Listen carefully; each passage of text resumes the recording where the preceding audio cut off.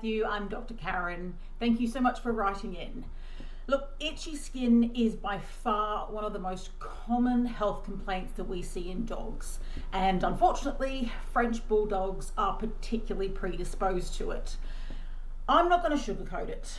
There is a pretty good chance that you'll be managing Chloe's skin condition for the rest of her life. But don't despair. If we can get a good basis in now, the future looks a lot brighter for both you and Chloe going forward. The first thing that you're going to need to do is rule out any parasites like fleas or mites or infections. Now, dogs with skin allergies can also end up with secondary infections, so we need to know exactly what we are and aren't dealing with. So that's going to start with a trip to the vet.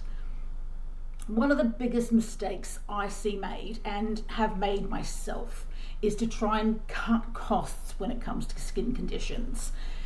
All it does is delay diagnosis, and I can guarantee you that you'll end up spending way more money in the long run than if you bite the bullet right from the beginning and try to get things sorted, diagnosed, and under control right from the get-go.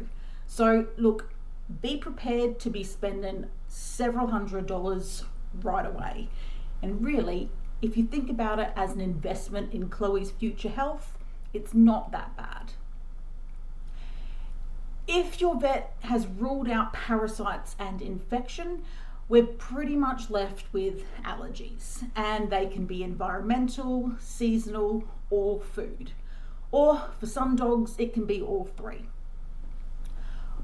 When your dog is really itchy and it's really distressing to watch, I've been there myself, the temptation can be to just give them a drug that will stop the itch. And that can work, that can be great, it gives them relief, it makes us feel better as well, but it often prevents us from actually working out what the root cause is. And there are a few different ways of going about this, and I've also popped some links down below so you can have a bit more of a read up on things.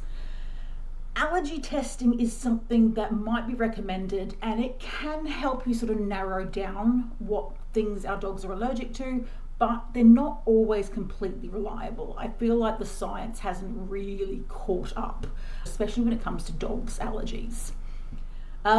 Seasonal allergies we can usually tell because they tend to be at their worst around the same time as when people suffer from hay fever.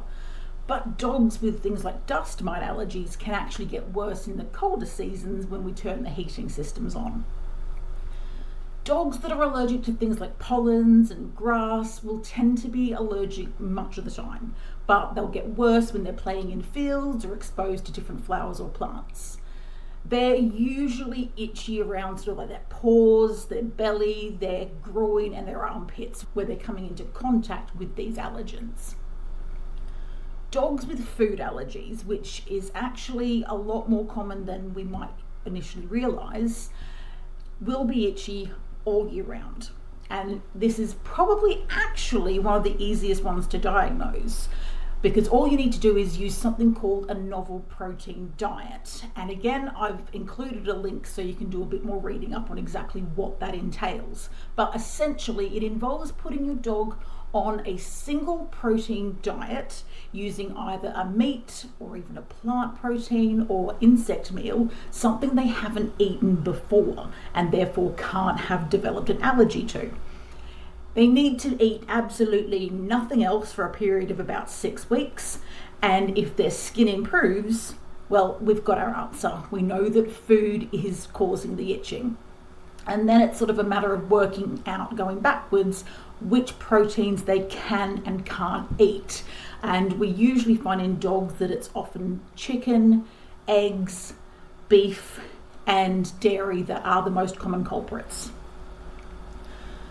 Dogs with allergies can also really benefit from probiotics, as they help to kind of regulate the immune system and allow it to cope with allergens better. Just make sure that the probiotic you choose is dog specific and isn't produced at high temperatures, because this will actually kill off the bacteria, making them useless.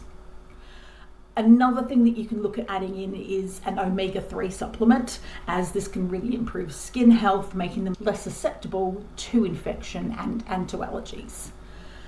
Look, you might be lucky and this might just be a temporary issue, but I always think it's better to hope for the best but prepare for the worst, because in this case, if you are prepared for Chloe's itchy skin to be a big and ongoing problem, you've already won half the battle.